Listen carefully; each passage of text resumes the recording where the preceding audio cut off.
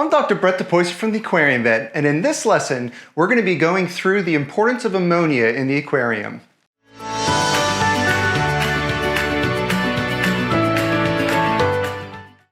So what exactly is ammonia? Well, chemically ammonia is made up of a nitrogen atom and hydrogen atoms. And in our aquariums, it's present in two main forms. That's ammonia, or NH3, and the ammonium ion, NH4. It's important that we understand these two different forms because one form, ammonia, or NH3, is incredibly toxic to our aquatic animals, while the other form is less toxic. In fact, NH3 is 100 times more toxic than the NH4, and this is because it's much easier for that NH3 molecule to diffuse across the fish's gill membranes. Now, as we just saw, there is some chemistry that we need to go through in order to understand ammonia, its toxicity, and the overall nitrogen cycle. But don't worry, we don't need to be biochemists to keep our fish. Nature will do all the work for us as long as we provide the appropriate equipment, the appropriate maintenance, and when setting up a new tank, time for that filter to mature and do its thing. I have already mentioned that ammonia is important in our aquariums because it is toxic to our fish, and it can be lethal even at minute quantities. But where exactly is this ammonia coming from in the first place? The main source of ammonia in our aquariums is produced by the fish themselves. As they digest their food, proteins are broken down into amino acids, resulting in ammonia as a waste product.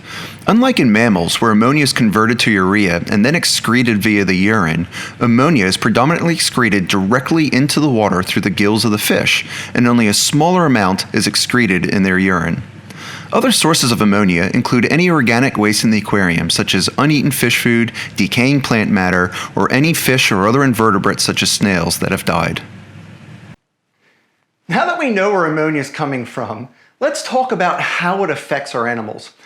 Even we are sensitive to ammonia, and if we're using cleaning products with ammonia in it, or our dog and cat pees on the carpet, we can detect the presence of ammonia at high concentrations. And other than some mild signs like irritation of our eyes resulting in watering eyes, or maybe even to the point that we start coughing, but we can overall tolerate fairly high concentrations of ammonia, at least for brief periods. So how does this compare to fish?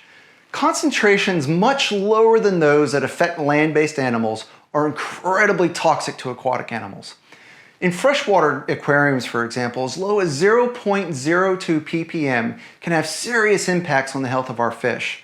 From our perspective, the water could look completely normal and smell completely normal, but at these lower levels, the ammonia can cause serious burns to the gills, the skin can become damaged, and only at slightly higher concentrations the fish can die.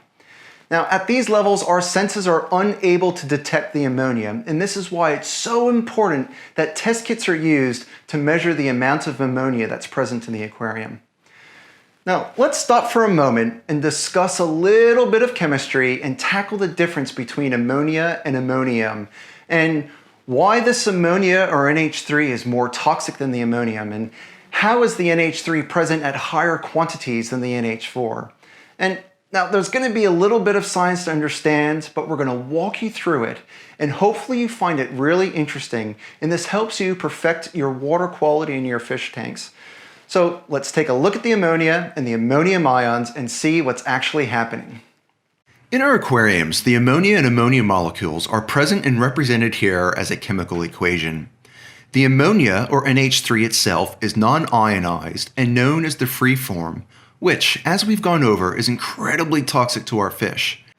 Then there's the ammonium, or NH4+, which is ionized because it has a positive charge. Now, in this chemical equation, we can see that this ammonia can react with water and take away one of the water molecule's hydrogen atoms, making the ammonium, or NH4.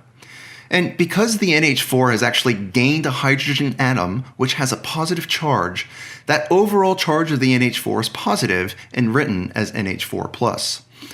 Also produced from this reaction is a hydroxyl group, or OH-, and because that water molecule lost a hydrogen atom, which is positive, it now has an overall negative charge. This double arrow shows that this is an equilibrium reaction, and that the reaction moves in both directions, meaning it can move right to left and left to right. The important thing for us to know as fish keepers is the proportion of each that is in our tanks. That is the equation moving towards the left, producing more of that toxic ammonia being available, or is it moving to the right, towards the less toxic NH4? Luckily, for the most part, the most common form that is present is that less toxic ammonium ion, or NH4, and the equation generally shifts to that right-hand side. However, there are several important factors that will change that balance of the equation and determine whether or not that ammonium or ammonia ion will be present. The first is the pH, and as the pH of the water increases, the equation shifts to the left and the percentage of available toxic ammonia increases. The second is the temperature of the aquarium, and as the temperature of the water increases, the equation will shift again to the left-hand side, resulting in an increase of that available toxic ammonia. These two factors, temperature and pH, are particularly important considerations in, let's say, African cichlid aquariums and marine aquariums, which typically have a pH between 8 to 8.4, and are tropical aquariums with warmer water temperatures. In these two scenarios, the ammonia can quickly become toxic to the fish compared to a cold water aquarium with lower pH. Now, the third main factor is the salinity, or concentration of salt in the aquarium. And although the effect on that equilibrium reaction is much less compared to the driving forces of temperature and pH, it is still worth mentioning. And the lower salinity will shift the equation to the left towards more toxic ammonia being present, while higher salinity will shift the equation towards the ammonium ion. We will cover some hands-on examples on how to interpret test results, taking the pH, temperature, and salinity into consideration in our lessons on ammonia testing, so be sure to check that out. Okay, I think that's enough science for now. I really hope that you find it interesting and you can appreciate the science behind what's happening in our aquarium.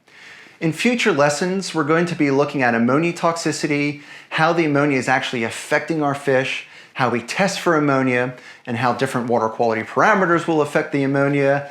And finally, we're going to be looking at how we deal with high levels of ammonia that are in the aquarium. And so I hope you enjoyed this lesson, and I'll see you soon.